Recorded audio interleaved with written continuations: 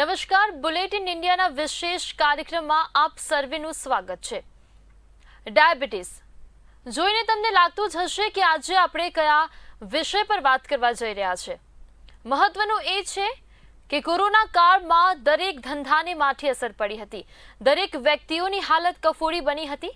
પરંતુ ક્યાંક ને ક્યાંક જોવા જઈએ તો જે ડાયાબિટીસથી પીડાતા લોકોને હજુ પણ કોરોનાનો ખતરો હોય તેવું સરકાર દ્વારા કહેવામાં આવ્યું છે। સરકાર દ્વારા ટાઈપ 1 ડાયાબિટીસ માટે એક ગાઈડલાઇન્સ જાહેર કરવામાં આવી છે। સરકારનું એવું કહેવું છે કે કોરોના કાળમાં જે લોકો કોરોનાની ઝપેટમાં આવ્યા છે તેમને ડાયાબિટીસનો ખતરો અવશ્ય રહેશે।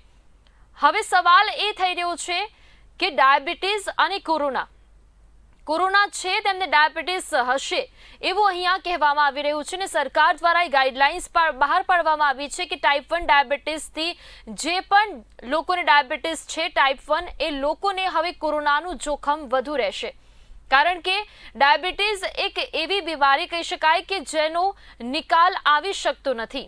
ટાઈપ 1 ડાયાબિટીસ અને ટાઈપ 2 ડાયાબિટીસના અહીંયા પ્રકાર છે। તો હવે આજે આપણે એ જોઈશું કે ટાઈપ 1 ડાયાબિટીસ શું છે, ટાઈપ 2 ડાયાબિટીસ શું છે, ડાયાબિટીસથી આપણને શું થાય છે, એના લક્ષણો શું હોય છે, એ તમામની ચર્ચા આપણે આજે આ ડિબેટમાં આ ચર્ચા થશે।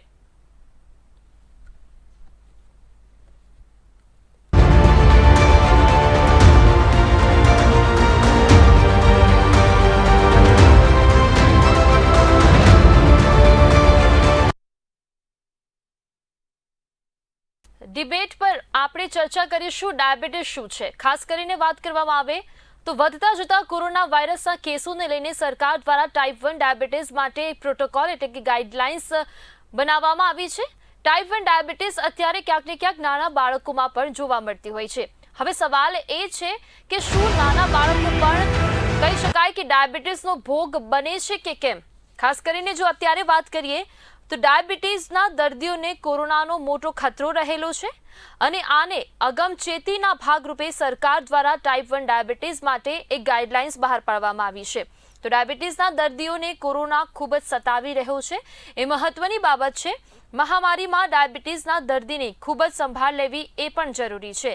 જે લોકો ડાયાબિટીસથી પીડાય છે તે લોકોને કોરોના થવાનો ભય વધુ રહેલો છે અને આ સાથે સરકાર દ્વારા ટાઈપ 1 ડાયાબિટીસ માટે પહેલીવાર ગાઈડલાઇન્સ બહાર પાડવામાં આવી છે અને આ દર્દીઓને વિશેષ સાવધાની રાખવાનું પણ કહેવામાં આવ્યું છે। હવે અહીંયા વાત થાય છે ટાઈપ 1 ડાયાબિટીસની। ખાસ કરીને વાત કરીએ તો ડાયાબિટીસથી ઘણા ખરા લોકો પીડાતા હોય છે અને આ જ વિષય પર આપણે ચર્ચા કરવા માટે અમારી સાથે અમારા સ્ટુડિયો પર ઉપસ્થિત છે ડોક્ટર અજય પ્રજાપતિ, જે MD ડાયાબિટીલોજિસ્ટ છે, અને ડોક્ટર મૌલિક કિનારેવાલા એ પણ MD ડાયાબિટીલોજિસ્ટ છે। તો આપણે આજે એમની સાથે વાત કરીશું આ વિષય પર।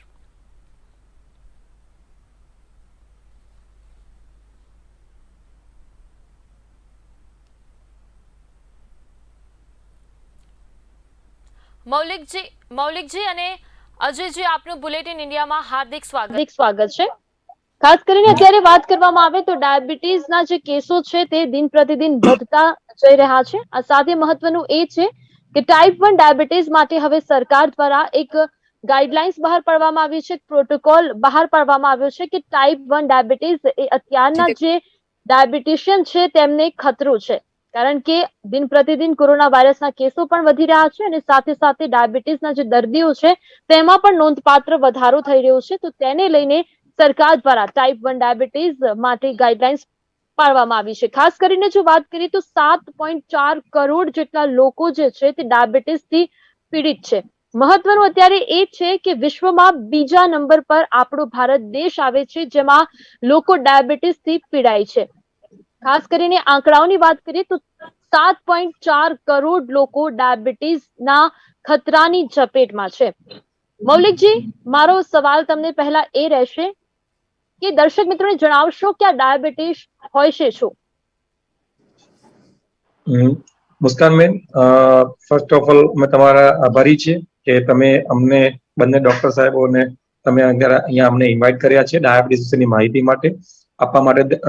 અને ખાસ કરીને ડાયાબિટીસ એવી બીમારી છે કે જે દિન પ્રતિદિન all over across the world અને ઇન્ડિયામાં દિન પ્રતિદિન વધી રહી છે. અને જેમ તમે કીધું એ પ્રમાણે દુનિયામાં અત્યારે ઇન્ડિયાનું સ્થાન સેકન્ડ છે અને ફ્યુચરમાં આવતા 10 થી 15 વર્ષમાં એ સ્થાન પ્રથમ થઈ શકે એવું છે. ડાયાબિટીસના થવાના ઘણા બધા કારણો છે.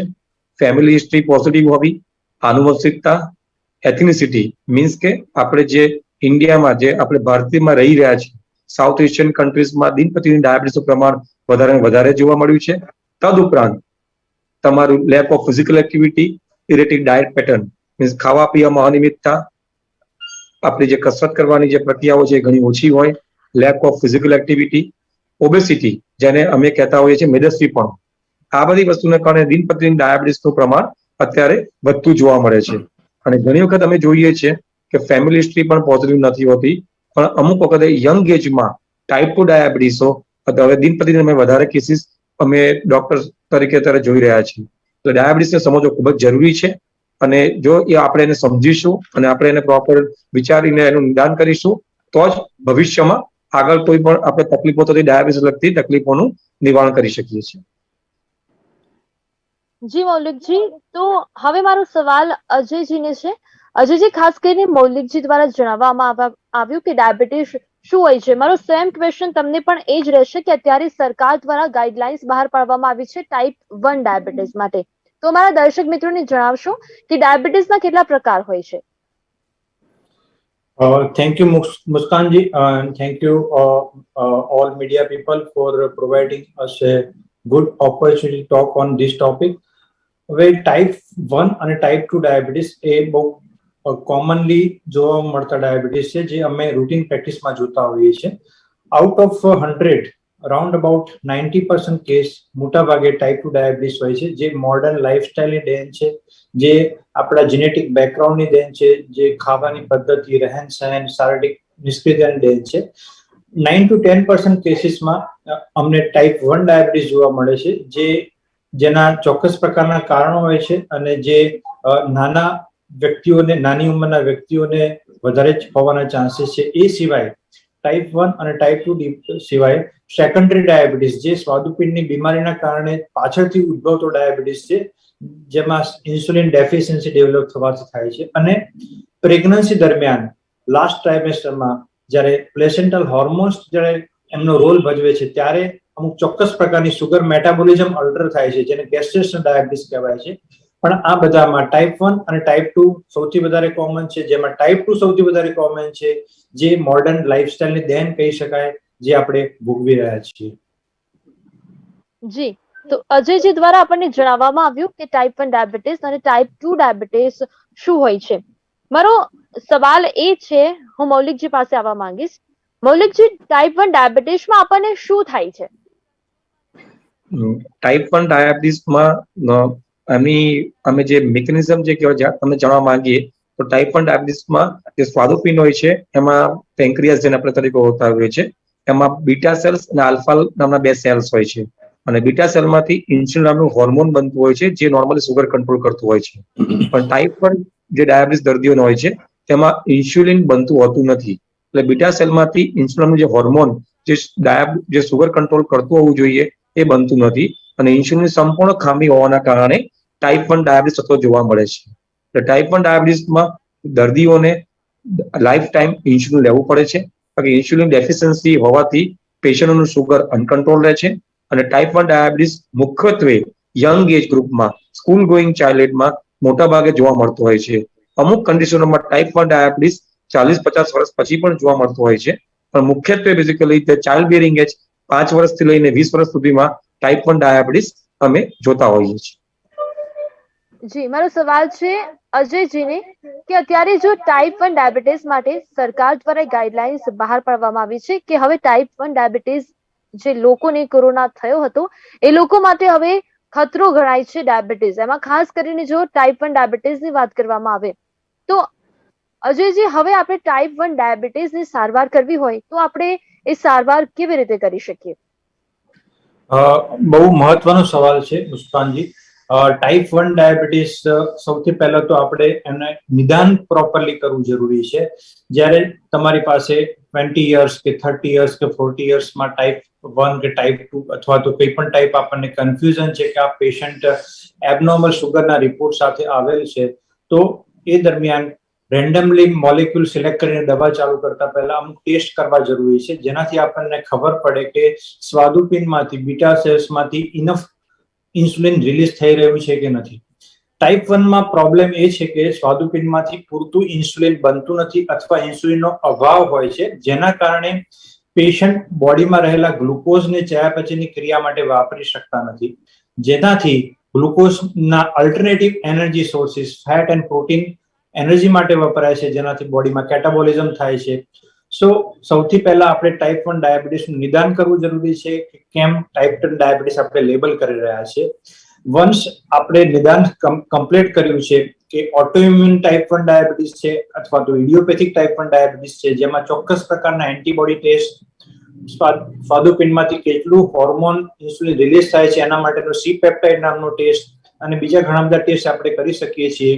ચોક્કસ પ્રકારની કન્ડિશનમાં અમે ટેસ્ટ પ્રિસ્ક્રાઇબ કરતા હોઈએ છીએ. અમુક કન્ડિશનમાં અમારે ક્લિનિકલી જજમેન્ટ લેવું પડતું હોય છે, જેમ કે રિકરન્ટ ડાયાબિટીક કીટોએસિડોસિસના એપિસોડ થતા હોય, કેચેક્સિક પેશન્ટ હોય અને ચોક્કસ ઇન્સ્યુલિન ડેફિશિયન્સીના સાઇન્સ અને સિમ્ટમ્સ હોય, એના ઉપરથી ઘણી બધી વખત અમને ડાયગ્નોસિસ પૂરતું મળી જતું હોય છે, જેનાથી અમે આગળ નિદાન માટે પ્રક્રિયા પૂરી કરી અને ટ્રીટમેન્ટની પ્રક્રિયા ચાલુ કરતા હોઈએ છીએ. ટાઈપ 1 ડાયાબિટીસ એક વખત આપણે લેબલ કરીએ તો એ વ્યક્તિને ઇન્સ્યુલિન લેવું અત્યંત જરૂરી છે. ઇન્સ્યુલિન વગર એની ટ્રીટમેન્ટ શક્ય નથી. કયા પ્રકારનું ઇન્સ્યુલિન લેવું, કેટલા ડોઝમાં લેવું, કયા ટાઈમે લેવું, ક્યાં લેવું, એ ટ્રીટમેન્ટ પ્રોટોકોલ અમે ડિટેલમાં ટ્રેનિંગ અમારી ટીમ દ્વારા આપતા હોઈએ છીએ, જે જટિલ પ્રક્રિયા છે, પણ દરેક ટાઈપ 1 ડાયાબિટીસ વાળા પેશન્ટ એ સમજવી જરૂરી છે, એનું ફોલો કરવું જરૂરી છે.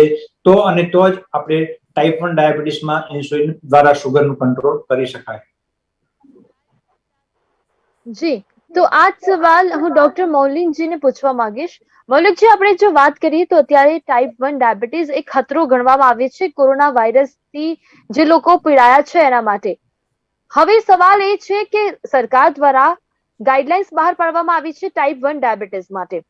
હવે એવું નથી કે કોરોના કાળ ગયો એના પછી જે કોરોનાની ઝપેટમાં આવેલા લોકોને ટાઈપ 1 ડાયાબિટીસ હોય, પરંતુ ઘણા ખરા લોકો એવા પણ છે જેમાં ટાઈપ 2 ડાયાબિટીસ જોવા મળતી હોય છે. તો મૌલિકજી, ટાઈપ 2 ડાયાબિટીસ શું હોય છે? ટાઈપ 2 ડાયાબિટીસ મુખ્યત્વે 30 વર્ષથી 40 વર્ષની વયમાં જોવા મળતો હોય છે, પણ હવે અમે ધીમે ધીમે અત્યારના સંજોગોમાં બીકોઝ ઓફ ધી લાઇફસ્ટાઇલ જે લોકોની ચેન્જ થઈ રહી છે, erratic dietary pattern, lack of physical activity, means જે એક્સરસાઇઝ કે કસરતનો અભાવ, મેદસ્વીપણું જેને અમે કહેતા હોય ઓબેસિટી અને સ્ટ્રેસફુલ લાઇફસ્ટાઇલ, આ બધા કારણોને કારણે ઘણી બધી ટાઈપ 2 ડાયાબિટીસ ઇવન 20 થી 25 વર્ષની વયમાં પણ જોવા મળે છે. ટાઈપ 2 ડાયાબિટીસમાં મુખ્યત્વે બે પેથોલોજીસ જે ફેક્ટર હોય છે એ મેજર એમનામાં પ્લે કરતા હોય છે.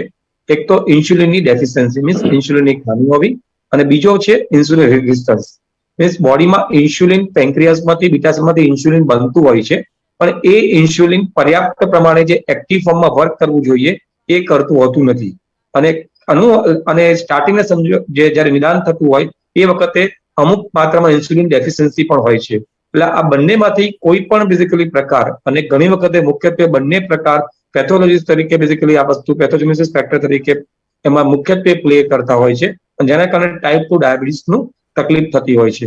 તો ટાઈપ 2 ડાયાબિટીસમાં 50% દર્દીઓને ઘણી વખતે ચિહ્નો જોવા મળતા નથી. મુખ્યત્વે ડાયાબિટીસ થાય એટલે આપણને 3 કે 4 વસ્તુનું સિમ્ટમ્સથી સામાન્ય પબ્લિક પરિચિત હોય છે, જેમ કે પેશાબ વારંવાર જવું પડે, ભૂખ વારંવાર લાગવી, પેશન્ટને પાણીની તરસ બહુ લાગવી, અને ક્યાંક પ્રાઇવેટ પાર્ટ પર ખંજવાળ આવવો, અથવા અચાનક એકદમ જ વજન ઘટી જવું અને સિવિયર વીકનેસ લાગવી. પણ 50% દર્દીઓને આમાંથી અમુક સિમ્ટમ જ હોય છે, અને ઘણી વખત અમે એવું પણ જોઈએ છે કે 50% દર્દીઓને સિમ્ટમ્સ જોવા મળતા નથી. એટલે જ્યારે તમે એનું સુગર ચેકઅપ કરાવો ત્યારે એની લેબોરેટરીની જે વેલ્યુ હોય છે એ પ્રમાણે પછી ડાયાબિટીસ નિદાન કરવામાં આવે, અને એકવાર નિદાન તમારું કન્ફર્મ થાય તો પછી આગળ એ પ્રમાણે દર્દીને લાઇફસ્ટાઇલ મોડિફિકેશન, જેમાં ખોરાકની પરેજી, એમને નિયમિત વ્યાયામ કરવો, અને ડોક્ટર સાહેબની એડવાઇસ પ્રમાણે અને દર્દીની જે અધર કન્ડિશન છે એ ધ્યાનમાં રાખી અને દવા આપવામાં આવે છે. ટાઈપ 2 ડાયાબિટીસમાં મુખ્યત્વે જે આપનો જે સવાલ છે એ પ્રમાણે જોવા જઈએ તો બે મેજર બેઝિકલી પેથોજેનેસિસ ફેક્ટર હોય છે અને એ પ્રમાણે પેશન્ટનું ટાઈપ 2 ડાયાબિટીસનું આગળ લેબોરેટરીના રિપોર્ટ પ્રમાણે નિદાન કરવામાં આવે છે. જી, તો હવે આ જ સવાલ હું ડોક્ટર અજયજી છે તેમને કરવા માંગીશ કે અજયજી, ખાસ કરીને વાત કરવામાં આવે તો અત્યારે અહેવાલો પ્રમાણે એવું લાગી રહ્યું છે કે 2045 સુધી જે આ સંખ્યા છે તે 12.50 કરોડ સુધી પહોંચવાનો અંદાજ છે જે ડાયાબિટીસના પેશન્ટ છે એમને. તો શું લાગી રહ્યું છે કે આ જે આંકડો છે તે સત્ય સાબિત થશે? જો મુસ્કાનજી, જે પ્રમાણે આપણી લાઈફસ્ટાઈલ છે, જે પ્રમાણે આપણી વર્કિંગ પેટર્ન છે, સ્પેસિફિકલી આપણે એશિયન કન્ટ્રીઝની વાત કરીએ, ઇન્ડિયન કન્ટ્રીઝની વાત કરીએ, આપણા કલ્ચરની વાત કરીએ, આપણે શારીરિક શ્રમ અને એક્સરસાઇઝ પ્રત્યે એટલા સજાગ નથી જેટલા વેસ્ટર્ન પોપ્યુલેશનમાં લોકો સજાગ છે. આપણી રહેણી કહેણી, આપણી લાઈફસ્ટાઈલ, આપણું વર્કિંગ પેટર્ન એ પ્રમાણેનું છે કે જેમાં એક કરતા વધારે મેજર મીલ આવે છે અને આપણી પ્લેટમાં કાર્બોહાઈડ્રેટનું પ્રમાણ 70% આસપાસ, 60 to 65 to 70% આસપાસ હોય છે, જે વિવિધ સ્ટડી દ્વારા પ્રૂવ થયેલું છે. તો અને આપણું વર્કિંગ પેટર્ન extended hours છે, long hours a day and more days in a week. So આપણી વર્કિંગ પેટર્ન, લાઈફસ્ટાઈલ, સ્ટ્રેસ, શારીરિક શ્રમનો અભાવ અને જીનેટિક બેકગ્રાઉન્ડ સૌથી મહત્વનું, બીઇંગ એશિયન, બીઇંગ ઇન્ડિયન, આપણે વધારે we are more predispose to develop type 2 diabetes. જેથી કરીને આપણે જો ધ્યાન ના રાખીએ, આપણી આહારની પદ્ધતિ, આપણી શારીરિક શ્રમની પદ્ધતિ, આપણી સ્ટ્રેસની પદ્ધતિ, આપણી સુવાની પદ્ધતિ, આપણી વર્કિંગ પેટર્ન જો મેનેજ ના કરી શકતા હોઈએ, આપણી પ્લેટનો પોર્શન, કાર્બોહાઈડ્રેટનો પોર્શન મેનેજ ના કરી શકતા હોઈએ, તો અવશ્ય આપણને આ આંકડા સુધી પહોંચતા વાર નહીં લાગે, કદાચ એના પહેલા પણ પહોંચી શકીએ. અને કોવિડ પછી જે સ્ટ્રેસના કારણે financial stress, physical stress, mental stress, all over medicine જે કોવિડમાં વપરાય છે એના અનુસંધાનમાં વાત કરીએ તો ઘણા બધા કારણે ડાયાબિટીસનો રેશિયો દિન પ્રતિદિન વધી રહ્યો છે અને જેના કારણે લોકો વધુ ને વધુ પ્રી ડાયાબિટીસ અને ડાયાબિટીસ તરીકે ડાયગ્નોઝ થઈને અમારી પાસે આવી રહ્યા છે. તો આપણને આ આંકડા સુધી પહોંચતા મારી દ્રષ્ટિએ કદાચ એના કરતા વધારે વાર ન લાગે.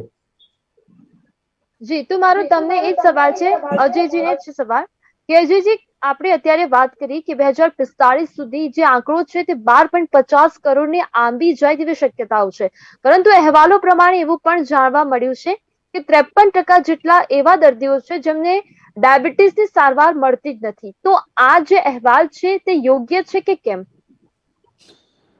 તમારી વાત બિલકુલ સાચી છે. આપણે જે પણ જોઈ રહ્યા છીએ એ આઈસબર્ગની ટીપ જેવું છે. આપણે દરિયામાં હિમશિલા તરતી હોય તો એનો નાનકડો પોર્શન જ બહાર દેખાય છે, મોટા ભાગનો પોર્શન દરિયાની અંદર હોય છે. સેમ વે અમારી પાસે જે દર્દી આવે છે, અમે જે ટ્રીટ કરી રહ્યા છીએ એ જસ્ટ ટીપ ઓફ આઈસબર્ગ છે. મોટો પોર્શન જે હિડન છે, જે સમુદ્રના અંદર હિમશિલાની જેમ છુપાયેલો હોય છે, એ જ પ્રમાણે આપણા સમાજમાં બી એ છુપાયેલો છે, જે લોકો ઇગ્નોર કરે છે. આવું તો હોઈ શકે, આટલું તો સુગર હોય, ગઈકાલે કેરી ખાધી હતી તો આટલું તો આવી શકે. આ બધાના કારણે જે ડાયગ્નોસિસમાં ઇગ્નોરન્સ આવે છે, જે ડિલેડ ડાયગ્નોસિસ થાય છે, અનડાયગ્નોઝ પેશન્ટ આપણી સોસાયટીમાં એટલા બધા ફરી રહ્યા છે જે પોતાની જાતે સ્વીકારવા તૈયાર નથી કે મને સુગર પર પ્રોબ્લેમ છે. એના કારણે અચાનક એમની હેલ્થ બગડે છે અને આગળ જતા ઇસ્યુ થાય છે. તો હું કહીશ કે આપણે હજી બી વધારે ને વધારે પેશન્ટ ડાયગ્નોઝ કરવાના બાકી છે, જે સમાજમાં ડાયગ્નોઝ થયા વગર ફરી રહ્યા છે, જેને આપણે વધારે વધારે મહેનતથી પ્રોપર નિદાન કરીને ટાઈમલી ટ્રીટ કરીને સમાજને વધારે નુકસાન થતું સારી રીતે અટકાવી શકીએ. જી, તમારો સવાલ હવે મૌલિકજીને છે. મૌલિકજી, ખાસ કરીને આપણે વાત કરીએ તો અત્યારે બાળકોમાં પણ ડાયાબિટીસનો ખતરો જોવા મળતો હોય છે અને ખાસ કરીને ટાઈપ 1 ડાયાબિટીસ એ નાના બાળકોમાં જોવા મળતું હોય છે. તો મારો સવાલ એ છે કે જ્યારે બાળક જન્મે તો એના માતાના ગર્ભમાં હોય ત્યારથી જ એ ડાયાબિટીસનો શિકાર બને છે કે કેમ? મુસ્કાનજી, આપનો ક્વેશ્ચન ખૂબ જ અગત્યનો છે.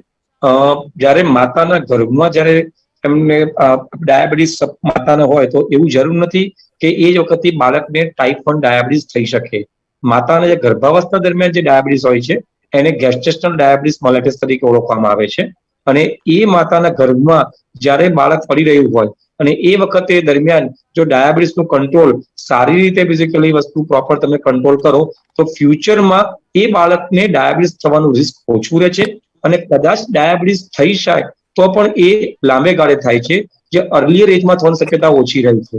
એટલે જો માતાને ડાયાબિટીસ હોય અને પ્રેગ્નન્સી વખતમાં જો ડાયાબિટીસની બેઝિકલી કાળજી સારી રાખવામાં આવે તો એના કારણે ડાયાબિટીસ થવાની શક્યતા ફ્યુચરમાં એમના બાળકને ઓછી રહે છે. અને ટાઈપ 1 ડાયાબિટીસ થવાની શક્યતાઓ એવું હોતું નથી કે માતાને ગર્ભાવસ્થા દરમિયાન ડાયાબિટીસ હોય એટલે બાળક જન્મે એટલે તરત જ એને ડાયાબિટીસ હોય. એ માન્યતા ખરેખર ભૂલ ભરેલી છે. એટલે અમારું ખાસ આમ જનતાને સામાન્ય લોકોને એ જ કહેવાની જરૂર છે કે જે ડાયાબિટીસમાં જે મિથ્સ જે ફરી રહી છે, જે ખોટા અમુક વખત માન્યતાઓ પ્રવર્તી રહી છે, એનાથી દૂર રહેવું જોઈએ. જે તે નિષ્ણાત વિષયના ડોક્ટર સાહેબ છે, આજે તમે એલોપેથીને ફોલો કરો છો કે નેચરોપેથિક હોમિયોપેથીને ફોલો કરો છો, પણ એ પ્રમાણે ડોક્ટર સાહેબની સલાહ લઈ અને એ પ્રમાણે આગળ ફોલોઅપ કરવું જરૂરી છે. ગર્ભાવસ્થા દરમિયાન ડાયાબિટીસ હોય એટલે ટાઈપ 1 ડાયાબિટીસ હોવાની શક્યતા ઓછી છે, પણ જો માતાને ટાઈપ 1 ડાયાબિટીસ હોય અને એ માતાને ગર્ભાવસ્થા દરમિયાન તો સુગર રહેવાનું જ છે, તો એમના બાળકને કદાચ બેઝિકલી ટાઈપ 1 ડાયાબિટીસ થવાની શક્યતાઓ ફ્યુચરમાં રહેલી છે. પણ મોટાભાગે અમે જોઈએ છીએ એ પ્રમાણે એમના બાળકોને જો જન્મતાની વખતે ડાયાબિટીસ ન હોય કાં તો સ્કૂલ એજમાં ડાયાબિટીસ ન આવે, પણ લાંબે ગાળે 25 કે 30 વર્ષની ઉંમરે જ્યારે એ બાળક મોટું થાય ત્યારે તેને અર્લી ટાઈપ 2 ડાયાબિટીસ થવાની શક્યતાઓ રહેલી છે. એટલે આ વસ્તુનું ખૂબ જ જાણકારી હોવી જરૂરી છે. જી મૌલિનજી, આ ચર્ચામાં અમારી સાથે બન્યા રહેજો. અત્યારે સમય છે નાનકડા વિરામનો. વિરામ બાદ ફરીથી મળીશું.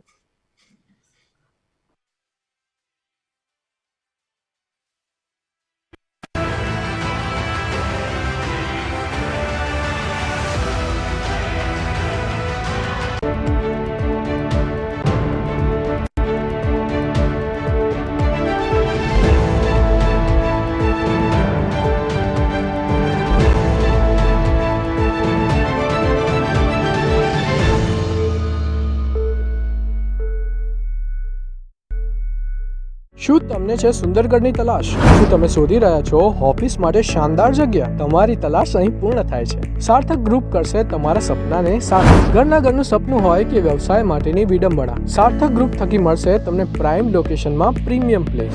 સાર્થક ગ્રુપમાં કરેલું રોકાણ તમારા ભવિષ્યને બનાવશે સુરક્ષિત. અમદાવાદ ગાંધીનગર રોડ ટચ છે સાર્થક પલ્સ મોલ અને સાર્થક સેરેનિટી. NOC, ટાઇટલ ક્લિયર અને RERA approval scheme. Luxurious amenities સાથે ભૂકંપ પ્રતિરોધક બાંધકામ, RCC ફ્રેમવર્ક, ગ્રાઉન્ડ અને બેઝમેન્ટ પાર્કિંગની સુવિધા, children play area, club house, senior citizen area અને જીમ સહિતની તમામ એમિનિટીઝ. તો આવો અને તમારી સફળતામાં કરો સરવાળો સાર્થક ગ્રુપ સાથે. સંપર્ક કરો 9924243636 9427044377. વધુ માહિતી માટે વિઝિટ કરો www.sarthakbuilder.com. ઈશ્વરે સંસારમાં દરેક મનુષ્યને ભાગ્યશાળી બનાવી મોકલ્યો છે, છતાંય કોઈ અમીર છે તો કોઈ ગરીબ. શત્રુ પર વિજય અને મેલી વિદ્યા જેવી સમસ્યાઓથી કાયમી છુટકારો અપાવે છે.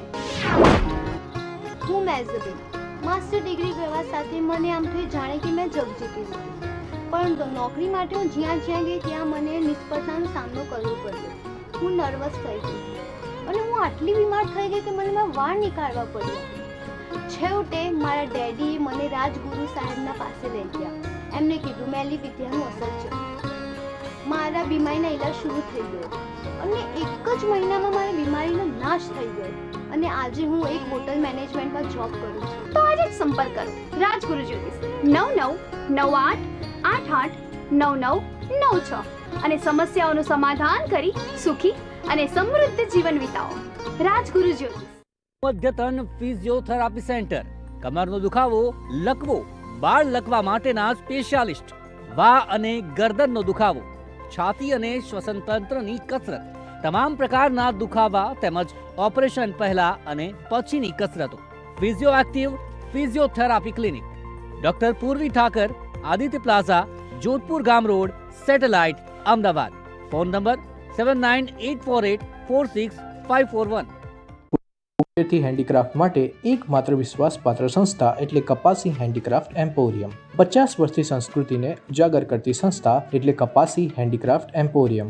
અમદાવાદથી અમેરિકા સુધી હેન્ડીક્રાફ્ટની ખરીદી માટે લોકોની પહેલી પસંદ, કે જ્યાં તમને મળશે કસ્ટમ ડિઝાઇન ફર્નિચર, મંદિરો અને હિંચકાનું વિશાળ કલેક્શન. અમારી સંસ્થા લોકોને પરંપરાગત ભારતીય સંસ્કૃતિ સાથે જોડે છે. અમે ઉત્સાહિત છીએ તમારા સપનાને તમારા ઘર સુધી પહોંચાડવા. હસ્તકળા અને પ્રીમિયમ ગુણવત્તાની ભેટો માટે આજે જ મુલાકાત લો. Kapasi handicraft emporium, Jitendra chambers, Ajanta commercial સેન્ટરની પાછળ, RBI રોડ, ઇન્કમટેક્સ, અમદાવાદ. સંપર્ક કરો 9824066709 7016052743.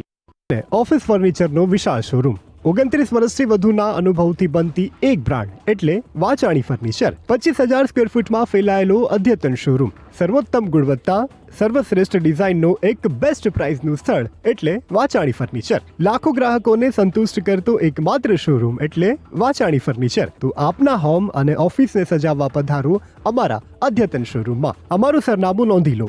વાચાણી ફર્નિચર પ્રાઇવેટ લિમિટેડ, 13 વિજય શોપિંગ સેન્ટર, સોજપુર, બોઘા, વિજય પાર્ક BRTS બસ સ્ટેન્ડની પાસે, કૃષ્ણનગર, અમદાવાદ. અમારો સંપર્ક કરો 9925000221 9825732271. ઈશ્વરે સંસારમાં દરેક મનુષ્યને ભાગ્યશાળી બનાવી મોકલ્યો છે. છતાંય કોઈ અમીર છે તો કોઈ ગરીબ. શત્રુ પર વિજય અને મેલી વિદ્યા જેવી સમસ્યાઓથી કાયમી છુટકારો અપાવે છે. હું સ્વીટી, મને નથી સમજાતું કે પ્રેમ કરવો કોઈ પાપ છે. જ્યારે મેં મારા પ્રેમ લગ્નની વાત કરી ત્યારે પરિવાર અને સમાજ બધા અમારી વિરુદ્ધ થઈ ગયા. અમે બહુ નિરાશ થઈ ગયા.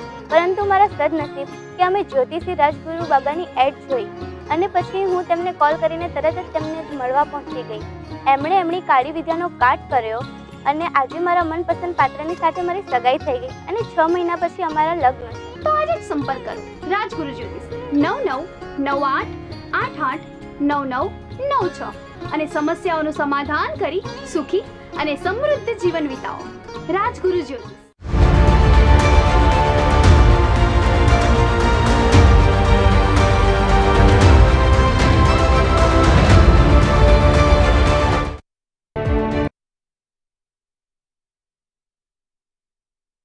આપનું પુનઃ સ્વાગત છે. આ ચર્ચાઓમાં આપણે આગળ વાત કરીશું કે અત્યારે ખાસ કરીને વાત કરીએ તો આપણી ખાણીપીણી પર ટ્રેન્ડ હિસાબે આપણે ચાલતા હોઈએ છીએ. ખાસ કરીને આપણી ખાણીપીણીને કારણે પણ આપણે ક્યાંક ને ક્યાંક ડાયાબિટીસનો ભોગ બની શકીએ તેમ છે. કારણ કે અત્યારે જંક ફૂડ આપણે બહુ જ ખાતા હોઈએ છીએ અને એના પર આપણો કંટ્રોલ રહેતો નથી અને ક્યાંક મહદ અંશે આપણે ડાયાબિટીસને નોતરું આપતા હોઈએ છીએ કે આ બેલ મુજે માર. કારણ કે આપણી ખાણીપીણી એ સૌથી મોટો ભાગ ભજવે છે જો આપણે આપણી સેહતને સારી રાખવી હોય તો. ખાસ કરીને હું આ સવાલ અજયજીને કરવા ઈચ્છીશ. અજયજી, ખાસ કરીને અત્યારે આપણે વાત કરીએ તો ખાણીપીણીને કારણે પણ લોકો ડાયાબિટીસનો ભોગ બનતા હોય છે. તો શું ખાણીપીણી ડાયાબિટીસને નોતરું આપવાનું એક કારણ હોઈ શકે? અવશ્ય મુસ્કાનજી, ડાયાબિટીસ એક એવી બીમારી છે જેમાં ઘણી બધી સિચ્યુએશનમાં બહુ અર્લી સ્ટેજમાં આપણે ખોરાકની પદ્ધતિ ફેરફાર કરીને કંટ્રોલ કરી શકીએ છીએ. પણ આપણે ખોરાકની પદ્ધતિનો ડાયાબિટીસ પર શું અસર છે એ વિશે વાત કરીએ તો હમણાં જ આપણે ચર્ચા કરી કે ઈસ્ટ, વેસ્ટ, નોર્થ ઓર સાઉથ ઓર સેન્ટ્રલ ઇન્ડિયા કોઈ પણ પોર્શન લઈએ એવા ડેટા ICMR દ્વારા જનરેટ થયેલા છે કે આપણી સ્ટેપલ ફૂડ ગ્રેઇન છે. આપણે રાઈસ, ઘઉં અથવા તે અનાજને લગતા ખોરાક આપણા પ્લેટમાં સારા એવા પ્રમાણમાં હોય છે. આપણે ગુજરાતની વાત કરીએ તો આપણે ગળ્યું ખાવાના શોખીન છીએ. ગોળ વગર, સુખડી વગર, સ્વીટ વગર આપણો દિવસ પૂરો થતો નથી. તો અલ્ટિમેટલી આપણે જે પણ ખાઈએ છીએ એમાં કાર્બોહાઈડ્રેટનો પોર્શન કેટલો છે તે બહુ જ મહત્વનું છે. ICMR ના ડેટા પ્રમાણે જે પણ સ્ટડી થયેલી છે એ પ્રમાણે આપણી પ્લેટમાં 60 to 65%, અમુક જગ્યાએ 70% પોર્શન ઓફ કેલરી ઇન્ટેક એ કાર્બોહાઈડ્રેટમાંથી આવે છે. જેટલો પોર્શન કાર્બોહાઈડ્રેટમાંથી વધારે હોય એટલું જમ્યા પછીનું પહેલા કલાકનું અને બીજા કલાકનું સુગર હાઈ રહેવાની શક્યતા છે. જો એ પોર્શન આપણે ઓછો કરી શકીએ, પ્રોટીનનો પોર્શન, સલાડનો પોર્શન, વેજીટેબલ્સનો પોર્શન, ફાઈબરનો પોર્શન આપણે વધારી શકીએ અને કાર્બોહાઈડ્રેટનો પોર્શન ઓછો કરી શકીએ તો એ ચેન્જીસ કરી શકે છે. ખાસ કરીને આપણે વાત કરીએ આપણી વેસ્ટર્ન લાઈફસ્ટાઈલની. આપણે જંક ફૂડ, જે પણ જંક ફૂડ આપણે ખાઈએ છીએ તે જે પણ જંક ફૂડ ખાઈએ છીએ એમાં મહદ અંશે મેદાની બનાવટો, cheese, high calorie food, saturated foods આ બધું અવેલેબલ હોય છે, જેના કારણે આપણો કેલરી ઇન્ટેક ઇવન તો લેસ કેલરી હોય છતાં બી કેલરી ઇન્ટેક આપણો બહુ વધારે હોય છે. જે high calorie intake junk food, preserved food, pack food, tin food, coca cola અને કાર્બોનેટેડ ડ્રિંક્સ ગણીએ, આપણે ચીઝ ગણીએ, પ્રિઝર્વેટિવ ફૂડ્સ ગણીએ, આ બધી વસ્તુઓ આપણને ખોરાક પછીની જે પહેલા અને બીજા કલાકની સુગરની માત્રામાં બ્લડમાં વધારવામાં બહુ જ મહત્વનો રોલ ભજવે છે. And due to post prandial rise in sugar, જમ્યા પછીનું તરત જે સુગર વધતું હોય છે એના કારણે oxidative stress and endothelial dysfunction develop થાય છે, જે ઘણા બધા શરીરમાં ચયાપચયની અને મેટાબોલિઝમની ચેન્જીસ માટે જવાબદાર છે, જે આગળ જતા ઘણી બધી બીમારીઓને નોતરું આપે છે. તો આપણે જો ખોરાકની પદ્ધતિમાં થોડો ઘણો બી બદલાવ લાવી શકીએ તો ઘણા બધા અંશે આપણે આપણી સમાજને ફાયદો આપી શકીએ એવી સિચ્યુએશન ક્રિએટ કરી શકાય એવું છે. જી, તો અત્યારે ખાસ કરીને વાત કરીએ તો અત્યારે આપણી પેકિંગ વાળી જે વસ્તુ હોય છે એ આપણે વધારે પ્રિઝર્વ કરતા હોઈએ છીએ, પ્રિફર કરતા હોઈએ છીએ કે એ વસ્તુઓ અત્યારે જે યંગ જનરેશન છે તેમાં જોવા મળતી હોય છે. પરંતુ આપના દ્વારા જણાવવામાં આવ્યું કે આપણી જે પ્લેટ છે એ કાર્બોહાઈડ્રેટ જે ફૂડ હોય એનાથી ભરેલી હોય તો ક્યાંક ને ક્યાંક આપણે ડાયાબિટીસનો શિકાર ન બની શકીએ. તો આ સવાલ હું હવે મૌલિકજીને પૂછવા માંગીશ. મૌલિકજી, તો એક ડાયાબિટીસ પેશન્ટ હોય તેને પોતાનું ડાયટ કેવી રીતે ફોલો કરવું જોઈએ અને ડાયટમાં શું શું હોવું જોઈએ? મુસ્કાનજી, આપનો ક્વેશ્ચન બહુ જ વ્યવહારિક ને વ્યાજબી છે. ડાયાબિટીસના દર્દીને ડાયટ પ્લાનનું ડિસિપ્લિન લાઈફ ટાઈમ સમજેલું હોવું જોઈએ અને એ પ્રમાણે ફોલો કરવું જરૂરી છે. અને મોટાભાગના દર્દીઓ અમે જોતા હોઈએ છીએ કે તે લોકો ડાયટનો પ્લાન પ્રોપર કરી શકતા નથી.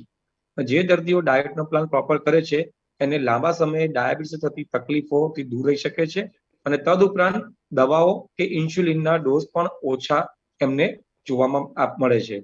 હવે ડાયટની વાત કરીએ તો જે પ્રમાણે ડોક્ટર અજય સરે કીધું એ પ્રમાણે કે કાર્બોહાઈડ્રેટનું કન્ઝમ્પશન આપણા રૂટીન ડાયટમાં 70 થી 75% જોવા મળે છે, જે આપણે ઘટાડવું જરૂરી છે. પ્લેટ મેથડની ચર્ચા કરીએ તો જે આપણી પ્લેટ છે એમાં 50% મીન્સ 50%થી વધારે કાર્બોહાઈડ્રેટનું પ્રમાણ હોવું જોઈએ નહીં. હવે કાર્બોહાઈડ્રેટ એટલે એમાં બે ટાઈપના કાર્બોહાઈડ્રેટ, વન અમે કહેતા હોઈએ સિમ્પલ કાર્બોહાઈડ્રેટ અને સેકન્ડ અમે જે કહેતા હોય છે કોમ્પ્લેક્સ કાર્બોહાઈડ્રેટ. જે ડાયરેક્ટલી જે દેખીતી સુગર છે જેમ કે ખાંડ, મધ, ગળપણમાં ગોળ, સ્વીટ, મીઠા ફળો, ફળોના જ્યુસ, આઈસ્ક્રીમ, કોલ્ડ ડ્રિંક્સ, આ બધી વસ્તુને સિમ્પલ કાર્બોહાઈડ્રેટ તરીકે ઓળખતા હોઈએ છીએ. આ બધી વસ્તુનો એવોર્ડ કરવો ખૂબ જ જરૂરી છે. પણ કોમ્પ્લેક્સ કાર્બોહાઈડ્રેટ જેમ કે ઘઉં છે કે ફાળા છે, બરાબર, એ જ પ્રમાણે રાગી છે, ઓટ છે, આ બધી વસ્તુ તમે કોમ્પ્લેક્સ કાર્બોહાઈડ્રેટ તરીકે ગણી શકો છો. કાર્બોહાઈડ્રેટ એ ઉર્જાનો એક અગત્યનો ભાગ છે. આપણા શરીરની રોજ જે ચયાપચયની ક્રિયાઓ થાય છે એમાં કાર્બોહાઈડ્રેટ, ફેટ અને પ્રોટીન, પણ કાર્બોહાઈડ્રેટનું પ્રમાણ 70% ની જગ્યાએ આપણે 50% કરીએ તો ઓટોમેટિક આપણે ગ્લુકોઝ એક્સકર્ઝન થતું અટકાવી શકીએ છીએ. અને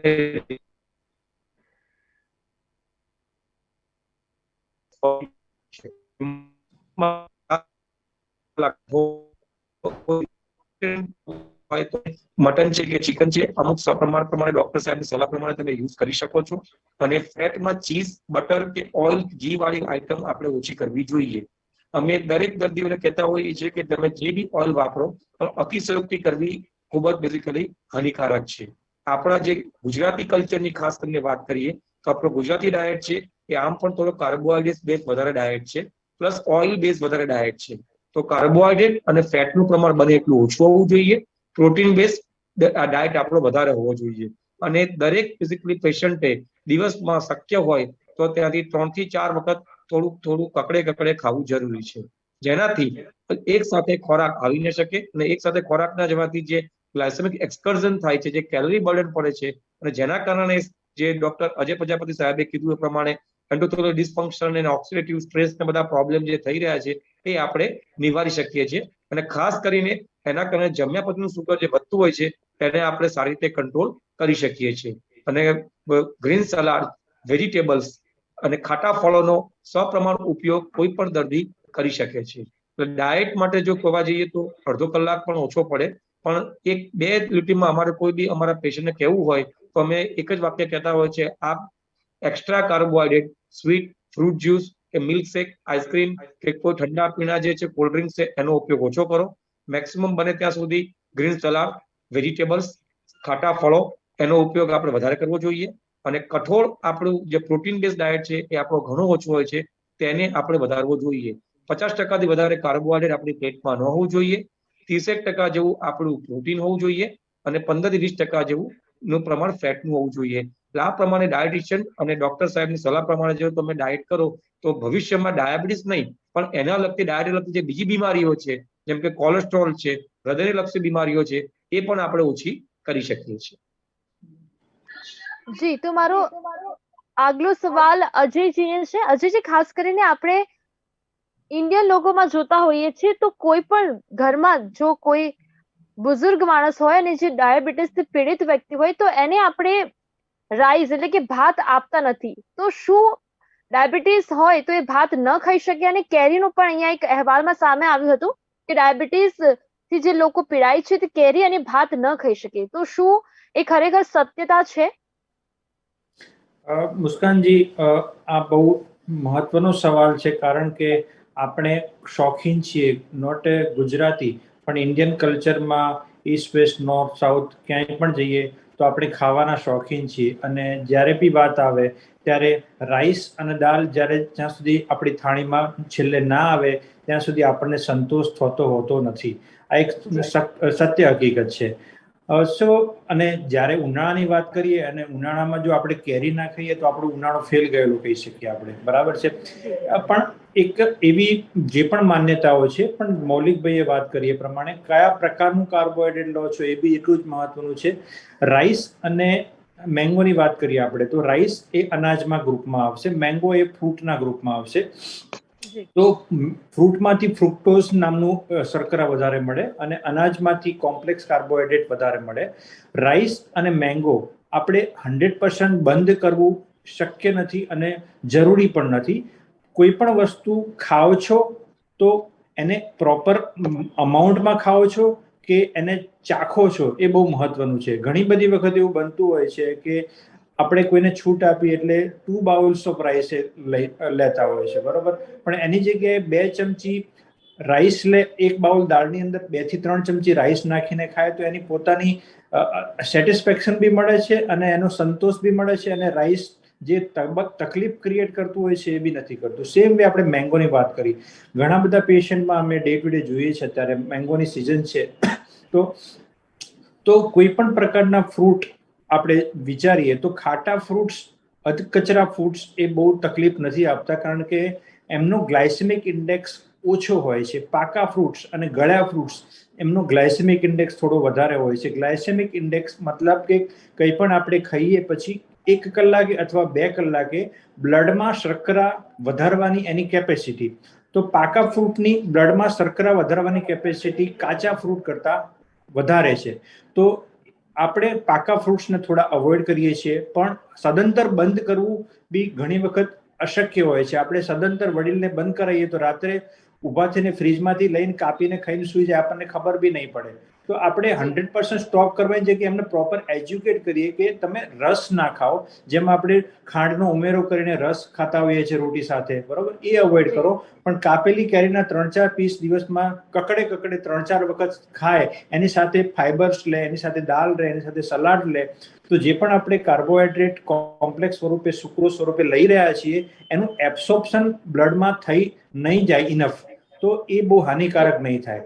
તો આપણે ખાવાનું સદંતર ના પાડીએ અને ફ્રસ્ટ્રેટ થાય એના કરતાં ખાવાની પદ્ધતિને થોડી ઘણી બી મોડિફાઈ કરી નાખીએ તો એમની પોતાની ઈચ્છાને સંતોષ મળશે અને આપણે એમનું શુગર વધતું બી અટકાવી શકીશું. જી, તો મારો સવાલ એ છે કે જો આપણે ડાયાબિટીસથી પીડિત હોય તો શું ડાયાબિટીસ આપણી કિડની પર અસર કરે છે કે કેમ? અજયજી.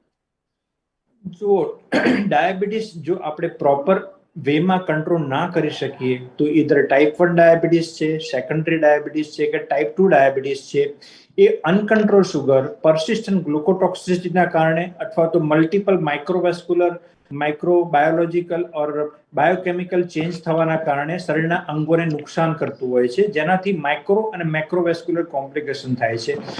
માઇક્રો અને મેક્રોવેસ્ક્યુલર કોમ્પ્લિકેશનનો મતલબ કે નાની નાની પતલી પતલી ધમનીઓ ઉપર કોલેસ્ટ્રોલના પાર્ટિકલ જમા થવાથી અથવા તો મોટી ધમનીઓ જે બ્લડ સર્ક્યુલેશન આપતી હોય છે એમાં અવરોધ ઊભા થવાથી શરીરના મહત્વના અંગોને નુકસાન થવાની શક્યતા હોય છે, જેમાં મહત્વના અંગોમાં આંખ, હૃદય, કિડની, પગ અને મગજ આવે છે. ઇફ જો આપણે પ્રોપર શુગર કંટ્રોલ ના કરીએ તો અનકંટ્રોલ શુગરના કારણે, એન્ડોથેલિયલ ડિસફંક્શનના કારણે, એબનોર્મલ કોલેસ્ટ્રોલ મેટાબોલિઝમના કારણે, બાયોકેમિકલ ચેન્જ થવાથી શરીરના મહત્વના અંગોને નુકસાન થાય છે. એમાં એક મહત્વનું અંગ કિડની છે, જે શરૂઆતના સ્ટેજમાં આપણને માઇક્રો આલ્બ્યુમિન નામનું તત્વ પેશાબમાંથી રિલીઝ થાય, એનાથી આપણે જજમેન્ટ લઈ શકીએ છીએ. એનાથી વધારે આગળ પ્રોગ્રેસ થાય તો કિડનીનું ફંક્શન ક્રિએટિનિનના ઉપરથી જજમેન્ટ લઈ શકીએ છીએ. એનાથી વધારે પ્રોગ્રેસ થાય તો પેશન્ટને સોજા આવે છે, હાંફ ચડે છે, વજન વધે છે, બીપી વધે છે, પેશાબ ઓછો થાય છે. જો આપણે પ્રોપર શુગર કંટ્રોલમાં કરીએ તો શરૂઆતના સ્ટેજમાં આપણે ડાયગ્નોઝ કરીને માઇક્રો આલ્બ્યુમિન સ્ટેજમાં જ આપણે કિડનીનો પ્રોબ્લેમ ડાયગ્નોઝ કરી શકીએ તો ઘણા બધા અંશે કિડનીને વધારે નુકસાન થતું અટકાવી શકીએ છીએ અને કિડની ફેલ થતી પણ બચાવી શકીએ છીએ. જી, તો મારો આગળનો સવાલ મૌલિકજીને છે. મૌલિકજી, અત્યારે ડાયાબિટીસ થી લોકો જે પીડાય છે તેમને ખતરો હોય છે કે એમને કંઈ પણ લાગી જાય તો તરત તેઓ ડોક્ટર પાસે જાય છે, અને જે ઘરડા લોકો હોય છે તેમને કંઈ પણ લાગી જાય તો એમને એ ડર હોય છે કે મારા શરીરનો આ ભાગ હવે કપાઈ જશે. તો શું ખરેખર આ વસ્તુ થાય છે ખરી?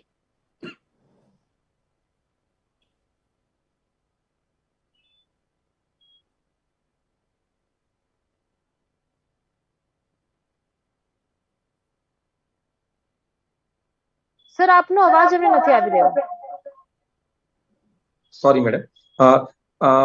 મુસ્કાનજી, આપનો જે ક્વેશ્ચન છે એમાં અમે પૂરા સહમત છીએ. ડાયાબિટીસ અનકંટ્રોલ થવાથી લાંબે ગાળે કોઈ પણ શરીરના અંગને નુકસાન થઈ શકે છે. જેમ કે ડોક્ટર અજયજીએ વાત કરી એ પ્રમાણે કે આંખને નુકસાન થવું, હૃદયનું, કિડનીનું કે કોઈ બી પગ કે અંગ મૃત્યુ થવું, જેને અમે ગેંગ્રીન તરીકે ઓળખતા હોઈએ છીએ. હવે આ વસ્તુ થવાની શક્યતાઓ ત્યારે હોય છે કે જ્યારે ડાયાબિટીસ અનકંટ્રોલ રહે.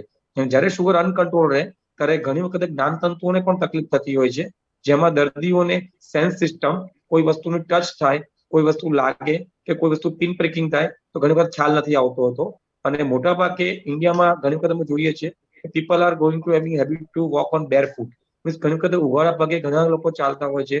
મંદિરમાં જવું, કોઈ આસ્થા પ્રદાન માટે જવું, કોઈ જગ્યા જેમ કે ખેતી કરવી, ખેડૂત વર્ગ છે, જે લેબરર વર્ગ છે, ઘણી વખતે ડાયાબિટીસ અનકંટ્રોલ હોવાથી, સેન્સ ન હોવાથી કઈ બી વસ્તુ લાગે અને ખ્યાલ નથી આવતો અને ભવિષ્યમાં ધીમે ધીમે એ વસ્તુ અલ્સર થાય છે અને અલ્સરમાંથી જો આગળ વધતા જો ધ્યાન ન રાખે તો એ અંગમાં સડો થવા માંડે છે અને ઘણી વખતે કોઈ પગની આંગળી, અંગૂઠો કે ઇવન પગ કપાવવા સુધીની નોબત પણ આવી શકે છે. તો ડાયાબિટીસ કંટ્રોલ ન હોવાથી આ પ્રોબ્લેમનું ફ્યુચરમાં મોટાભાગના દર્દીઓને અમે થતું જોઈએ છીએ. એટલે ડાયાબિટીસ ખૂબ જ કંટ્રોલમાં રાખો. એની જોડે જોડે જો બ્લડ પ્રેશર કે કોલેસ્ટ્રોલ હોય તો તેની પણ કંટ્રોલ રાખવો પડે ડોક્ટર સાહેબની સલાહ પ્રમાણે. અને કોઈ બી અંગની કેર કરવી પડે. ક્યારે પણ કોઈ વસ્તુ વાગે કે લાગે કે કોઈ સોજો આવે છે, કોઈ વસ્તુની ઇન્જરી થાય છે તો તરત જ ડોક્ટર સાહેબને કન્સલ્ટ કરી સલાહ લેવી. એ સમયે સુગરનું કંટ્રોલ પ્રોપર ન હોય તો એને કંટ્રોલ કરવું પડે અને સાહેબની સલાહ મુજબ, એડવાઇસ મુજબ આગળની સલાહ પ્રમાણે તમારે ડ્રેસિંગ કે એની એન્ટીબાયોટિક ટ્રીટમેન્ટ કરવી પડે, જેથી એ વસ્તુ આગળ વધે નહીં. અને આગળ વધે નહીં તો જ આપણે આગળ કોઈ બી પ્રોબ્લેમ જેવા ભયંકર કોમ્પ્લિકેશન જેમ કે અંગ મૃત્યુ, જેને ગેંગ્રીન કહેતા હોઈએ છીએ, કે તમે જે પગ કપાવવાની વાત કરી કે આંગળી કપાવવાની વાત કરી, એ વસ્તુને આપણે એવોર્ડ કરી શકીએ છીએ. જી, તો મૌલિકજી અને અજયજી, આ ચર્ચાઓમાં અમારી સાથે જોડાવા માટે બુલેટિન ઇન્ડિયા અને હું આપનો ખૂબ ખૂબ આભાર માનું છું કે તમે આ ચર્ચાઓમાં અમારી સાથે જોડાયા. તો અત્યારે આપણી સાથે ડાયાબિટીસ સ્પેશિયાલિસ્ટ ઉપસ્થિત હતા અજયજી અને મૌલિકજી, જેઓએ આપણને જણાવ્યું કે ડાયાબિટીસનું નોતરું આપણે આપણી જાતને કેવી રીતે આપીએ છીએ, એના લક્ષણો શું છે, ડાયાબિટીસથી બચવા માટે આપણે શું કરી શકીએ છીએ, ડાયાબિટીસ માટે આપણે શું ખાવું જોઈએ અને શું ન ખાવું જોઈએ. ડાયાબિટીસ હોય તો આપણે ડર રહેતો હોય છે કે અગર આપણે ડાયાબિટીસ થાય છે અને જો આપણને કંઈ લાગી જાય તો એ પાર્ટ આપણે કપાવવાનો ડર પણ આપણને સતાવતો હોય છે. પરંતુ આ બંને એક્સપર્ટ દ્વારા આપણને જણાવવામાં આવી જે સચોટ માહિતી, જે સાચી માહિતી હતી તે હવે ડાયાબિટીસને લઈને જુઓ મારો આ સ્પેશિયલ રિપોર્ટ. ડાયાબિટીસને કંટ્રોલમાં લેવા સરકાર એક્શન મોડમાં જોવા મળી. ટાઈપ 1 ડાયાબિટીસ માટે પહેલીવાર બહાર પાડી સરકારે ગાઈડલાઇન્સ. ડાયાબિટીસના દર્દીઓને રહેલું છે કોરોનાનું જોખમ. ભારતમાં શું છે ડાયાબિટીસની સ્થિતિ? 7.4 કરોડ લોકો ભારતમાં છે ડાયાબિટીસથી પીડિત. વિશ્વમાં બીજા નંબર પર છે ભારત. 2045 સુધીમાં આ સંખ્યા 12.50 કરોડ સુધી પહોંચવાનો અંદાજ. 53% વધુ દર્દીઓને નથી મળતી ડાયાબિટીસની સારવાર. ટાઈપ 1 ડાયાબિટીસથી 2.29 લાખ લોકો ભારતમાં પીડાય છે. ડાયાબિટીસ અમેરિકામાં 1.57 લાખ લોકો ડાયાબિટીસથી પીડિત. બ્રાઝિલમાં 92,300 લોકો ટાઈપ 1 ડાયાબિટીસથી પીડિત.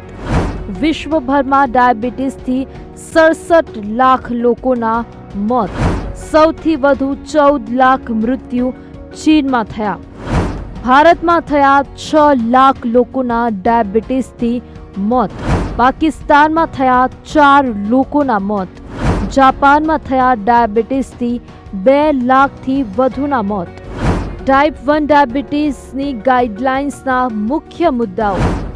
ભારતમાં યુવાન લોકોમાં ટાઈપ 1 ડાયાબિટીસ વધી રહ્યો છે. ટાઈપ 1 ડાયાબિટીસ બાળકો અને કિશોરોમાં પણ જોવા મળી રહ્યું છે. સમાન સારવાર પૂરી પાડવી સૌથી મોટો પડકાર.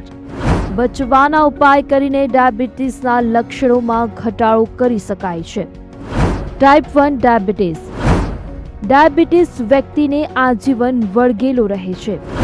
ડાયાબિટીસ ખાવાની આદતો કે ડાયટને કારણે નથી થતો. ટાઈપ 1 ડાયાબિટીસનો સંપૂર્ણ ઇલાજ શક્ય નથી. આરોગ્ય સંબંધિત ગંભીર તકલીફો સર્જાઈ શકે છે. ટાઈપ 1 ડાયાબિટીસના લક્ષણો: વધુ ભૂખ અને તરસ લાગવી, વારંવાર પેશાબની ઈચ્છા થવી, વજનમાં અચાનક ઘટાડો થવો, ચીડિયાપણું અને મિજાજમાં ફેરફાર થવો, થાક અને નબળાઈનો અનુભવ થવો, અસ્પષ્ટ દેખાવો થવો. ટાઈપ 2 ડાયાબિટીસ વધુ શુગર અને ફેટવાળી ચીજો ખાવાથી થાય છે. કેટલાક કિસ્સાઓમાં તેના કારણો અલગ હોય છે. ટાઈપ 2 ડાયાબિટીસનો સંપૂર્ણ ઇલાજ શક્ય નથી. આરોગ્ય સંબંધી ગંભીર સમસ્યાઓ સર્જાઈ શકે છે. ટાઈપ 2 ડાયાબિટીસના લક્ષણો: ભૂખ લાગવી, અસ્પષ્ટ દેખાવા લાગવું, વારંવાર પેશાબ, ઈજાઓને કારણે સરળતાથી સાજા ન થવું, પ્રાઇવેટ પાર્ટ્સ પર ખંજવાળ આવવી, ખૂબ જ તરસ લાગવી.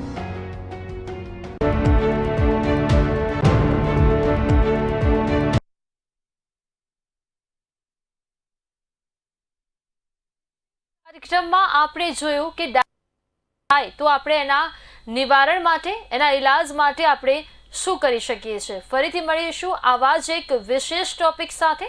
ત્યાં સુધી મને રજા આપશો અને આવા જ વિશેષ કાર્યક્રમોને જોતા રહો બુલેટિન ઇન્ડિયા સાથે.